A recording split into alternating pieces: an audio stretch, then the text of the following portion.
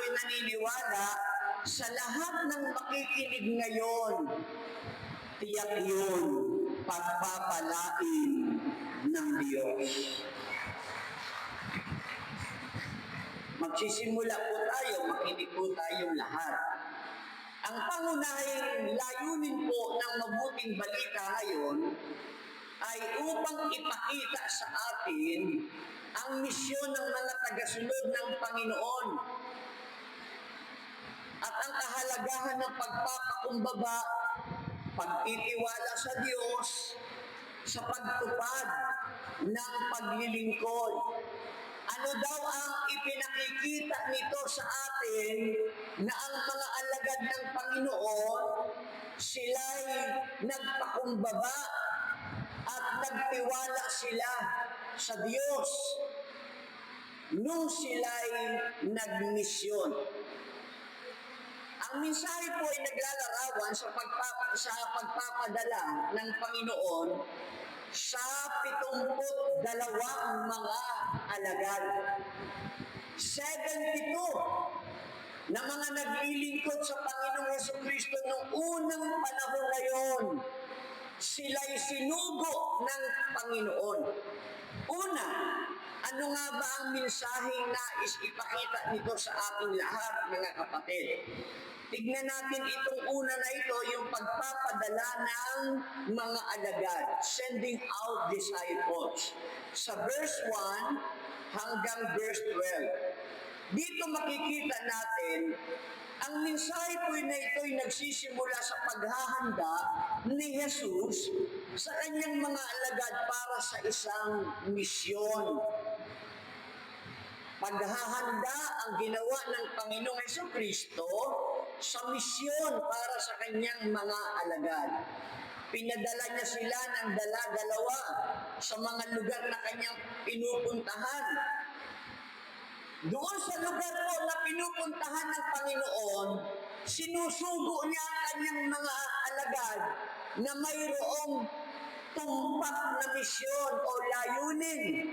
Yun ay walang iba kundi ang ipangaral ang mabuting balita at gamutin ang taong may mga sakit at karamdaman.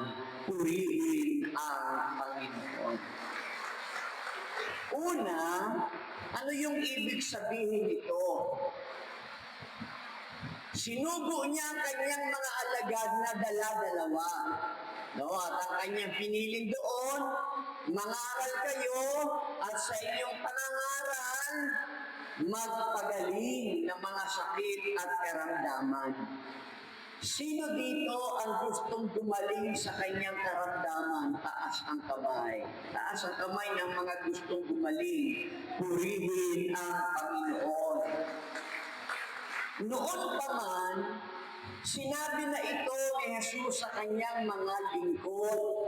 Sa inyong paghayo, hindi lang pangangaral ang inyong gagawin, kundi yung mga may sakit at karamdaman ay inyong pagagalingin. Now, makinig po tayo, mahalagang tandaan na ang pangangaral ng salita ng Diyos, mga kapatid, at ang pagpapagaling ng mga karamdaman ay madalas po ito na magkaugnay sa Biblia. Yung pangangaral ng salita ng Diyos at pagpapagaling sa mga may karamdaman, magkaugnay. Magkasama po, mga kapatid. Ang pangangaral ay nagdadala ng kapangyarihan ng Diyos sa buhay ng mga tao. Ang salita ng Diyos, pag ito'y ginagamit o ginagampanan ng mga alagad, nangangaral sila, nahahayag doon ang kapangyarihan ng Diyos patungo sa buhay ng mga tao. Mga kapatid, at ang resulta nito, sila'y gumagaling. Purihin ang Panginoon. Ang pananampalataya sa salita ng Diyos ay mahalaga po sa pagtanggap ng pagpapagaling. Kung gusto mong gumaling, dapat sa pangangaral ng salita ng Diyos, dapat naroroon ang iyong paniniwala. Tandaan natin, mapangyayari ng Diyos ang lahat ng bagay sa taong may pananalig sa Kanya. Purihin ang Diyos. Ang mga pagpapagaling ng Panginoon ay madalas po ito sinasamahan ng Kanyang pangangaral at pagtuturo. Mula po sa lumang tipan hanggang sa bagong tipan, hanggang sa panahon natin ngayon. Noon pa man, ipinapangaral na ang salita ng Diyos upang ang tao ay maniwala sa Diyos na kung may gamot na nakapagpapagaling, may doktor na mga nakapagpapagaling, mas higit na nakapagpapagaling ang salita ng Diyos. Purihin natin ang Panginoon. Sa makatuwid po, ang ating pong unawa o pang-unawa, mga kapatid, sa kaugnayan sa pagitan ng pangangaral at pagpapagaling ay mahalaga sa pag-unawa sa buong mensahe ng Biblia. Ang kapangyarihan po ng Diyos ay nagpapakita ng parehong pangangaral at pagpapagaling na nagpapakita ng Kanyang pag-ibig at awa sa atin. Kung bakit pala ang mga alagad ay nangangaral, simula pa noon hanggang ngayon, ipinangangaral ang salita ng Diyos kasi naandoon ang pag-ibig ng Diyos sa atin, naandoon ang awa ng Diyos sa atin. Hindi natin kayang magpa-hospital dahil wala tayong panggastos. Wala tayong pagpapacheck up kasi hindi mo alam kung saan mo kukunin ang ibabayad. Dahil sa pag-ibig at awa ng Diyos, idinadaan niya ito sa mga lingkod niya na mga ngaral ng salita ng Diyos. At kung yung salita ng Diyos na ipinapangaral ng kanyang mga lingkod, ay iyong tatanggapin, iyong paniniwalaan, may kapangyarihan yan na ikaw ay gumaling. Yung nakita natin, yung una, pangangaral at pagpapagaling. Ano pa yung makikita natin dito na sinugo ng Panginoon ang kanyang mga alagad? Ang pagpapadala ng mga alagad ng dala-dalawa ay nagpapakita ng kahalagahan ng pakikipagtulungan at suporta sa isa't isa. Para bagang ganito, hindi daw mainam na mag-isa isang tao. Hindi lang sa larangan ng pagkakaroon ng buhay, kundi doon sa paglilingkod. Mas mabuti yung may kasama ka. Sapagkat kapag nanghina ang isa, may magpapalakas sa iyo. Pag may nadapa, may magbabangon sa iyo. Purihin ang Panginoon. Ang pagpapadala ng mga alagad ng dala-dalawa ay nagpapakita ng kahalagahan ng pakikipagtulungan at suporta sa isa't isa sa pagsasagawa ng misyon. Ang sabi po sa Mateo, chapter 22, verse 39, ito naman ang pangalawa, ibigin mo ang iyong kapwa gaya ng iyong sarili. Kung mahal mo ang iyong sarili, dapat mahal mo din ang iyong kapwa. Kung paano mamahalin ang kapwa, yan ay walang iba kundi yung pagmamahal mo sa iyong sarili. Amen po. Galatians chapter 6 verse 2, magtulungan kayo sa pagdadala ng pasanin at sa ganitong paraay matutupad ninyo ang utos ni Kristo. Ano yung utos ni Kristo? Magmahalan kayo upang makilala ng lahat na kayo'y mga alagad ko. Purihin ang Diyos. Kaya mainam, sa ating pagkakaiba, dapat tayong lahat ay nagkakaisa. Bakit kinakailangan tayong magkaisa? Kasi hindi tayo magkakaisa. Bakit kinakailangan natin magkaisa? Kasi hindi tayo magkakatulad. Bakit kinakailangan natin magkaisa? Kasi ito yung tunay na palatandaan na tayo ay mga alagad ng Panginoon.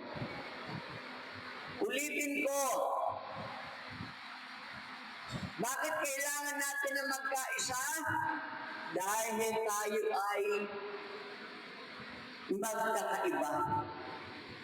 Kapag ikaw ay kumain at gumamit ka ng kutsara at ang kanan mo'y may kutsara, ang kaliwa ay may kutsara, kung parehong kutsara, hindi mo na kailangan ng isa dahil pareho na yan. Kailangan mo tinidor. Magkaiba man sila, subalit pareho silang mayroong parehong trabaho patungo sa pagkakaisa. Palakpakan natin ang Panginoon. Kaya kapiin mo ang katabi mo, balikat niya kung abot mo. Sabihin mo sa kanya, magkaiba man tayo. Tingnan mo siya. Sabihin mo, magkaiba man tayo, tayo'y magkaisa. Ang una, sinugo ng Panginoon ang kanyang mga alagad na tinuruan na mangaral at magpagaling. Pangalawa, ang kanilang paraan ng pangangaral ay sinugo ng dala-dalawa. Pangatlo, ang mga tagubilin ni Jesus ay nagbibigay diin sa pagiging simple at pagtitiwala sa Diyos sa halip na sa mga material na kayamanan. Sabi ng Panginoon, sa inyong paghayo, huwag kayong magdala ng pagkain. Sa inyong paglalakbay, huwag na kayong magdala ng pagkain, damit, salapi, o anumang bagay na kailangan ninyo. At sa inyong paglalakad, bawat taong masalubong ninyo, huwag na kayong makipagkwentuhan sa bahay na inyong tutuluyan. Ano man ang ipakain sa inyo, ay tanggapin ninyo ng may pasasalamat. Tingnan niyo po ito ha. Ano ang makikita natin ditong aral? Kapag sinabi ng Diyos na huwag kang mag-alala, kung ikaw ay naglilingkod sa Kanya, huwag kang mag-alala. Bakit sinabi ng Panginoon sa paglilingkod ninyo, mga choir, huwag kayong mag-alala. Mga preacher, huwag kayong mag-alala. Mga workers, anniversary, huwag kayong mag-alala. Kaya pala, sinasabi ng Panginoon sa kanyang mga lingkod, kung talagang lingkod ha, kung talaga, kasi ang palatandaan ng tunay na lingkod, nagtitiwala sa sinasabi ng Diyos. Ang sabi ng Diyos, huwag kayong magdala ng anumang dadalhin.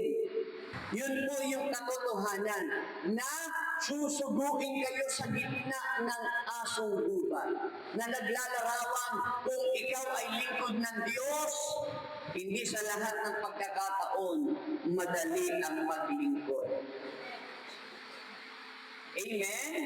Ito po'y nagpapahiwatig ng mga pagsubok at mga hamon sa ating buhay. Sabihin mo sa katabi mo, maglingkod ka ng totoo. Sa kaliwa, sabihin mo din.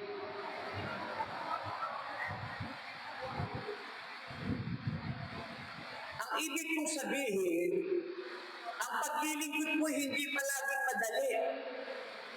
Ang Biblia po ay nagpapakita na ang pagsunod kay Kristo ay kadalasang sinasamahan ng mga pagsubok. Wala daw pong naglingkod sa atin na hindi dumaan sa pagsubok. Lahat daraan sa pagsubok. Ngunit, sa gitna ng mga ito, ang Diyos po ay nagbibigay sa atin ng lakas. Sabihin niyo po, lakas. Nagbibigay ang Diyos sa atin ng lakas, pag-asa, at gabay. Pag naglilingkod ka sa Diyos, naniniwala ka sa Diyos, at dumadaan tayo sa mga problema ng ating buhay, meron tayong mga ups and down. Ako po ay naniniwala, ang Diyos ang magbibigay ng lakas sa iyo. Ang Diyos ang magbibigay magbigay ng pag-asa sa iyo. Ang Diyos ang gagabay at di ka pababayaan ng Diyos. Purihin ang Panginoon. Amen? Ang mga pagsubok po ay, ito po ay isang oportunidad para po sa paglago ng ating pananampalataya at pagpapakita po ng ating katapatan sa Kanya. Damot na dumaranas tayo ng mga problema at pagsubok, huwag kang tumigil. Huwag kang panghinaan ng loob. Bagkos, gamitin mo itong paraan sa pamamagitan ng mga pagsubok sa buhay, lalo mong makikilala si Yahweh El Shaddai.